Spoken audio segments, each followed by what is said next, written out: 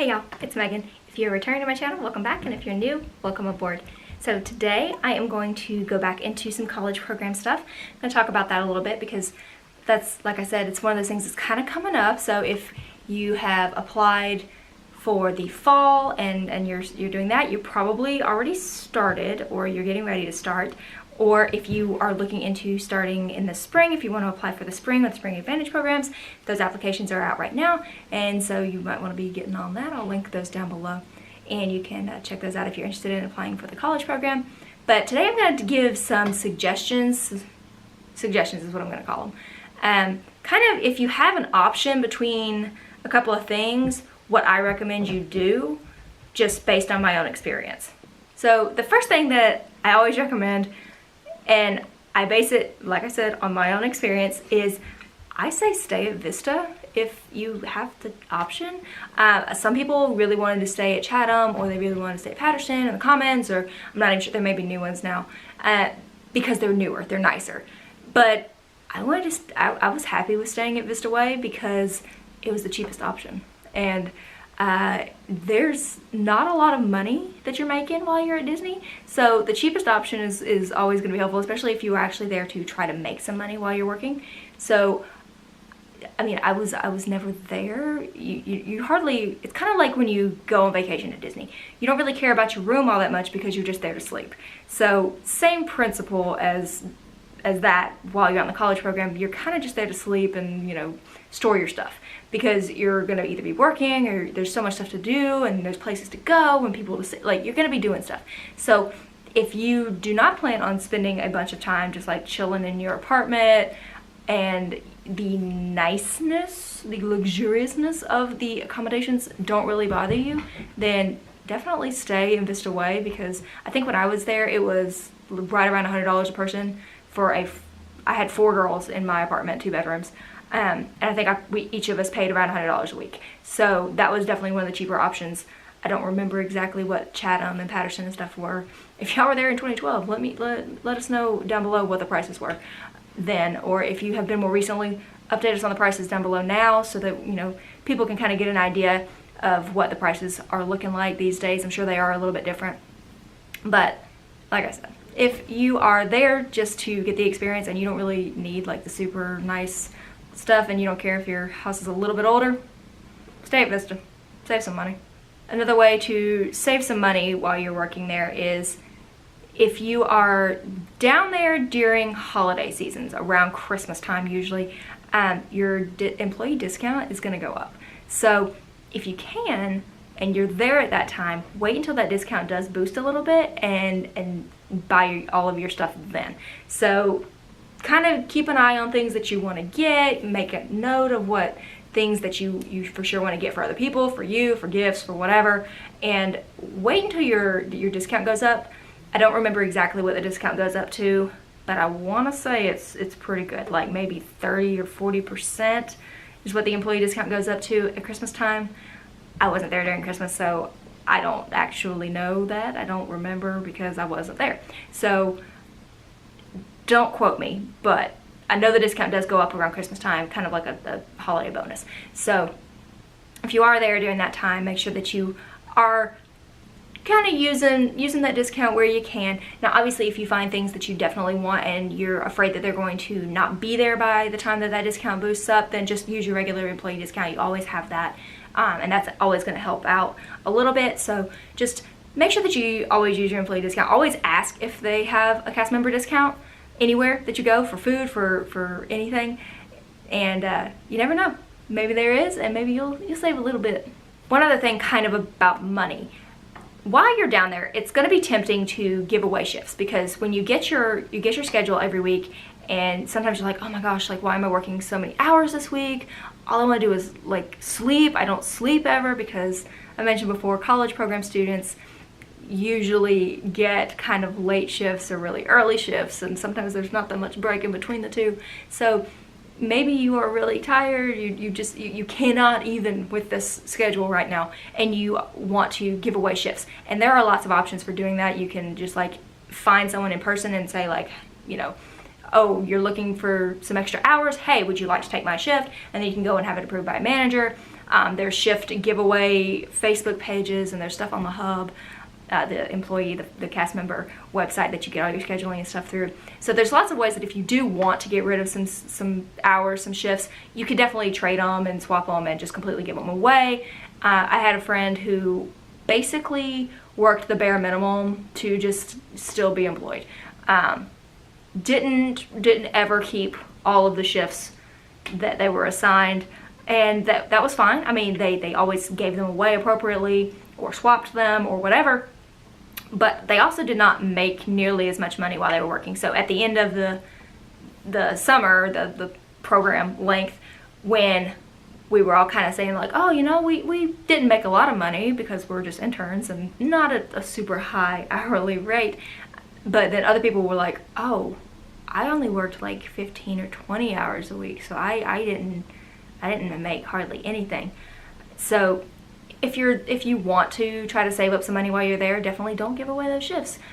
One thing that is really important when you're working at Disney is to not just stay in the Disney bubble. I know it's going to be tempting because all of your coworkers are going to be at Disney, all of your friends, your roommates, everyone is going to be at Disney, and you have free admission to Disney, so you're probably going to want to go there on your days off, and totally do that. I did all the time. But also take advantage of all the things that are in and around Orlando and Florida in general, because there's so much to go and do and see. There's tons of other theme parks, first of all. There's museums, there's actual like nature parks. If you want to take a trip for like a weekend or whatever to a beach or to one of the national parks like the Everglades or something like that, there's all these kinds of things that you can go and do. And if you just stay in the Disney bubble, you're not going to get to experience some of those things, especially if you are doing this from a state that is very, very different from Florida. It's nice to be able to go and see some of like the natural stuff that's going on there. If you are big into sports, there's tons of sports teams in Florida. You can go check out some games at some of those. There's baseball, there's basketball, I think there's soccer, hockey. There's tons of sports. So if that's your thing, go check those out. But there's lots of stuff that you can go and do in Orlando and Florida. So make sure that you're not just staying right inside Disney. And if you do happen to go check out one of those other theme parks down the street, make sure that you get an annual pass for it, because you're gonna probably go often enough that it warrants it. I got an annual pass for Universal. I had never been to Universal. I walked in the gate and I said I would like an annual pass because I knew that I was gonna like it. If you like roller coasters, it's definitely gonna be your jam. So I'm probably the last person in the world who has not ever been to Universal. I've just gone to Disney so many times, but I've never been to Universal. Isn't that sad?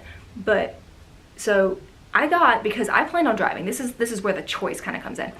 If you have the option of annual pass, the pricing is not that different between the Power Pass, which is the lowest, and the Premier Pass. No, the Preferred Pass. The Preferred Pass is one in the middle. Premier's the top tier. I don't think you need that unless you just really want it. But the Preferred Pass is the one that gets you free parking. The discounts are a little bit greater between the Preferred Pass and the Power Pass.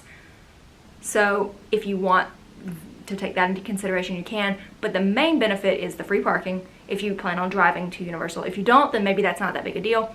And also, if you have the Power Pass, there are blockout dates. So that means that there are certain times during mostly the summer and around the major holidays, Christmas and stuff, that you will not be allowed to go in, because they need to limit the number of annual pass people and those kinds of guests that come in to allow for paying people, because it's such a peak season. If you have the Preferred Pass, that doesn't apply. There are no blockout dates. Same with Premium, there's also no blockout dates for that, and the benefits and the discounts are a little bit greater.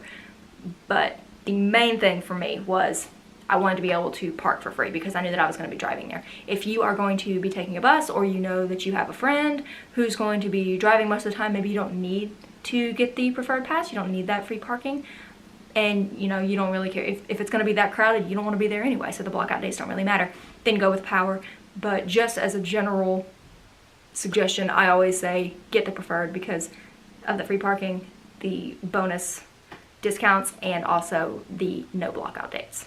One last tip, suggestion that I have as far as actual college program is, if you have a speaking or performing role of any variety, if you are a character performer and you're friends with one of the princesses, or you're friends with Winnie the Pooh or anyone like that, if you have a spieling role, like you work at Jungle Cruise or The Great Movie Ride, something like that, where you actually have to talk and you have a performance kind of aspect to your role, then have someone video you. And caveat, don't have them video you at like the very beginning of your program, because you're gonna get better as you go. So I don't have any videos of me from the end of my program. So I don't have any videos of me doing my Jungle Cruise spiel after I had kind of perfected it. I have one video of when I, like very early on in my program, when I still was kind of trying to figure the whole thing out, and it's not that great, and I'm not into showing that one because I know it's not good.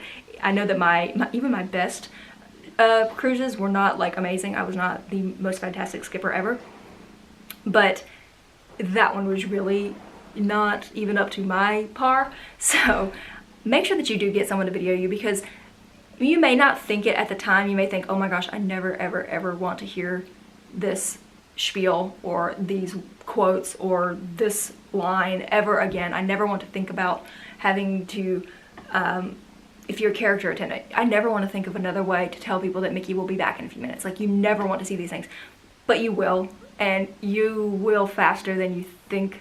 I think within probably a month, I was like, oh, I'm starting to forget what I sounded like on my spiel. What was my spiel like? Oh, I wish I had a video of it. And so I went, you know, I had written it out. I wrote out my full spiel so that I would always remember what I said, my specific jokes, my specific points that I would make during the cruise, because everyone's cruise is a little bit different, even if they do follow the script. But make sure that you have a video, because it's kind of like a wedding video. You think, oh, I'm gonna remember it, I don't need it. You'll totally want it later. So get someone to video you. It doesn't have to be, you know, get a friend, get a coworker, get someone to video you. It might be awkward, but just do it so you have it. So that is it. That is I'm sure that I will come up with more. So this is probably like the first installment of suggestions / tips / choose this or that kind of ideas for the college program and things that you should do while you're on the college program. If you have specific questions like, should I do this, or what's going on about your college program, should I, you know, let me know those down below, and I'll maybe include them in a future video, maybe just go ahead and answer them for you. If you have any information about the actual like payments and prices and stuff, like I mentioned earlier, for, you know, the different apartments and the discount amounts, let us know those down below too, because we need to help each other out here in our Disney community, give all the information correctly that we can. I don't want to give anything wrong and mislead people, so make sure that you are updating me with that if you have that. And if you have stayed this long, bless you, thanks, and let me know who you think I am Disney bounding as today. This was what I wore to work today. Here's a pretty decent hint there. Can we see that? There's the outfit. Yeah, I think that's it. I will see you guys in my next video. Bye, y'all.